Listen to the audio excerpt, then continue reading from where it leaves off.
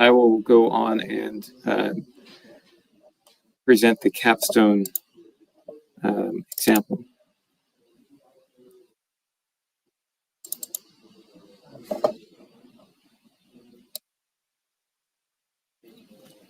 So this is a probabilistic damage tolerance analysis case study. It was mostly put together by Beth Gamble and Chris Hurst, the two partners we have at Textron. So it's considering fatigue crack growing in a general aviation corporate jet, the forward wing spar. So we touched on this in Juan and I's examples, but it's a fatigue crack growing in one of the rivet holes of the lower spar cap wing. And what they did was they took they simplified the geometry of that wing spar into an idealized geometry, and did their analysis to make sure that it was sort of equivalent crack growth. So what we have is this corner crack. It's growing from a hole, an offset hole in this wing spar that has been reduced down to a flat plate geometry. Something that they had a solution in HyperGrow. Get to the HyperGrow part in a minute. There's a classical crack growth component to this, which is what would you get if you performed standard damage tolerance analysis on this without probabilistic. So they did use HyperGrow software to generate the spectrum and the deterministic crack growth curve that you would use for damage tolerance. The way that you set your inspections is you define a detectable crack length, 0.2 in this case. You put your initial inspection at the life of the component divided by 2, and you set repeat inspections in an interval of the component life minus its life where the time where the crack was detectable divided by 2. I have a slide illustrating that in a moment. They defined a user spectra. They used SMART to generate the spectrum and then set it up to be imported into HyperGrow. The spectra was 1,000 flight hours. One flight is equal to 1.65 flight hours. And this isn't where I'm real familiar with this, so I'm going to gloss over. I'm sure I'm missing some of the details, but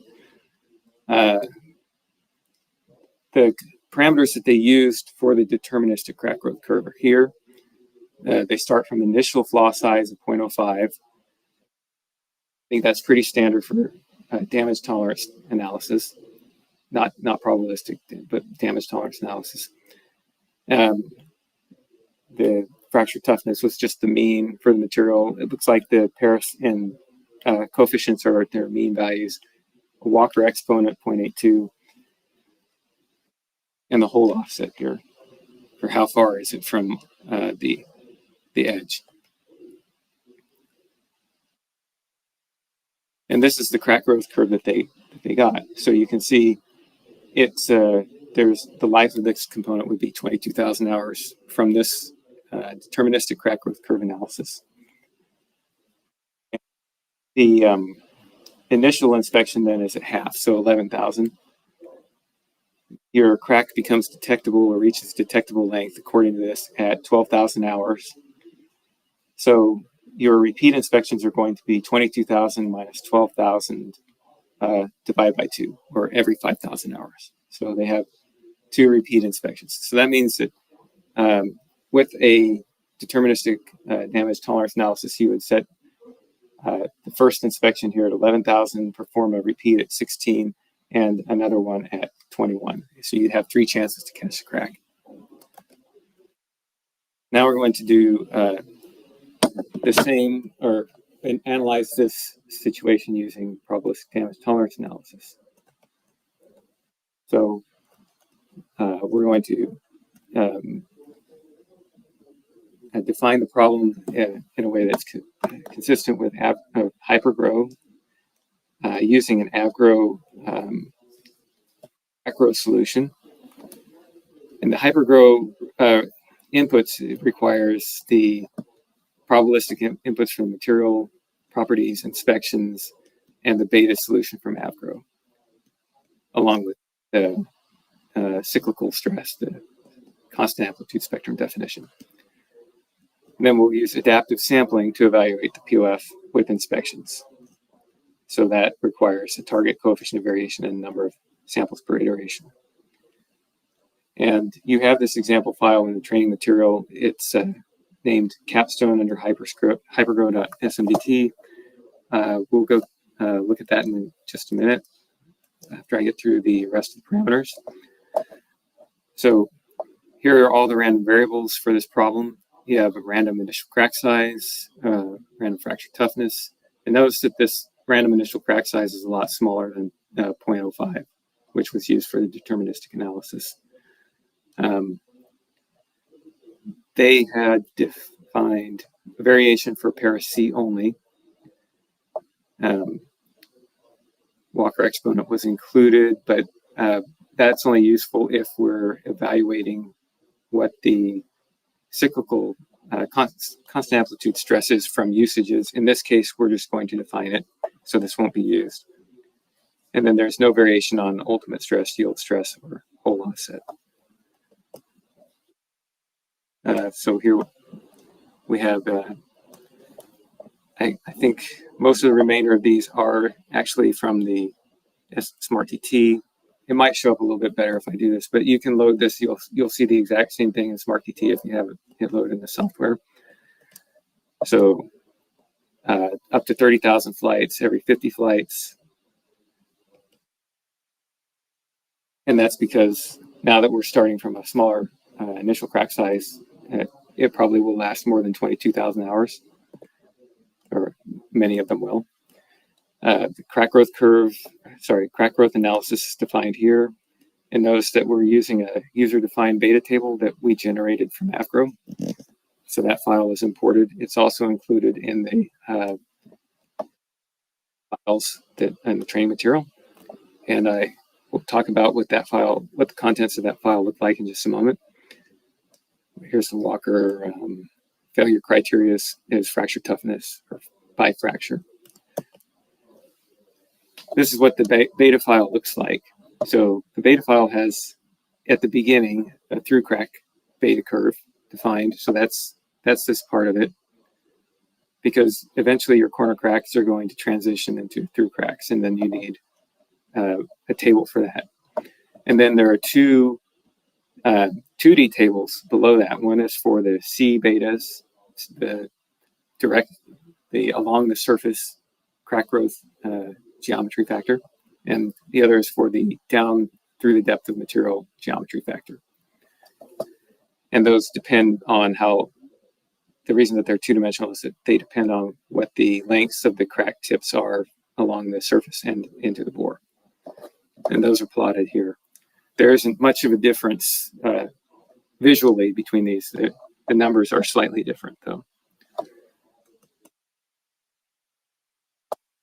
Select here adaptive multiple importance sampling and set the coefficient of variation to 0.1.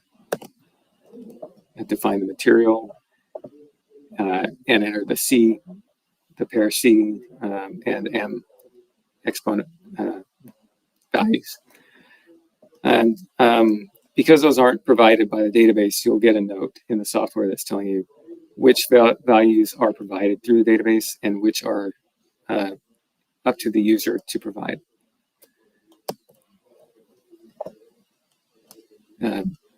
Input the initial crack size. On this one, we're defining a limit load, extreme value, well, not an extreme value distribution, but we're basically saying if the crack grows to a size where it can no longer sustain a 19.5 KSI load, then it's going to fail. And that will happen every time, whenever it reaches that. The crack growth constant amplitude spectrum is here. And then these are the inspections that were defined. So this was done iteratively. We didn't have optimized inspections when we did this problem.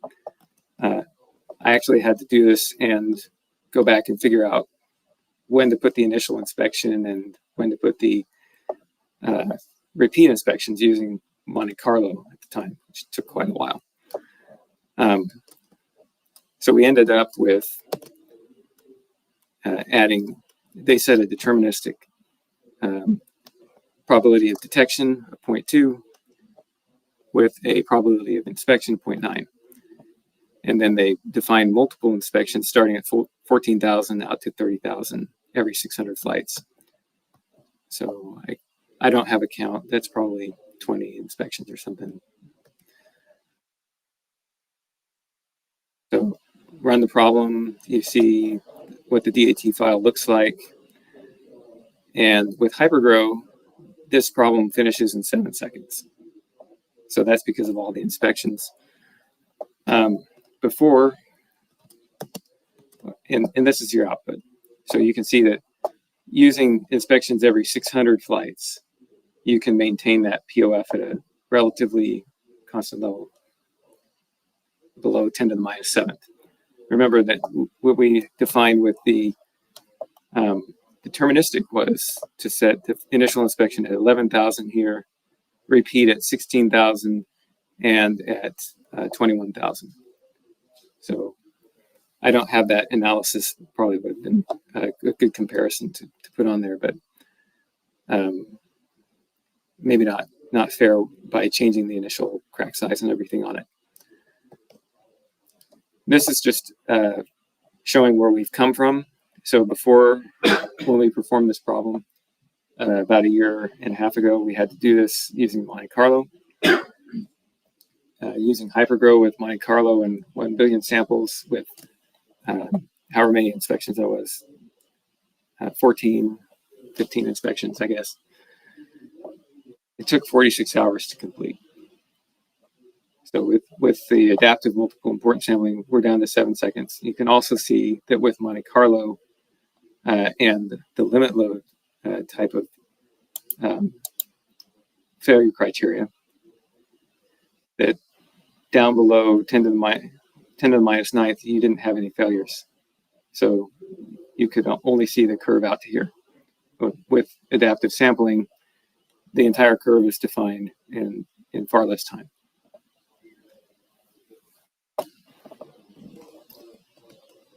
So that would be the end for this capstone problem. Anybody have any questions? I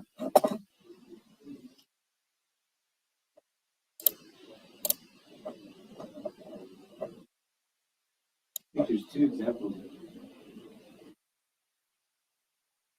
Right. There is a capstone for HyperGrow and one for MasterCurve.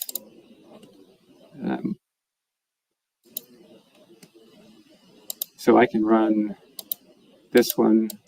This is what we just saw. And you can see that as it's evaluating these repeat branches, there's 28 of them. That's how many.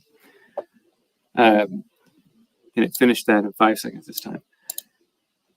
It gets very, very fast because all of those repeat repair cracks, repair crack size selected on all of those branches was the same as original. So once it had learned how to evaluate the original initial crack size distribution, it didn't have to change anything. It just used the same samples to evaluate all the repair branches.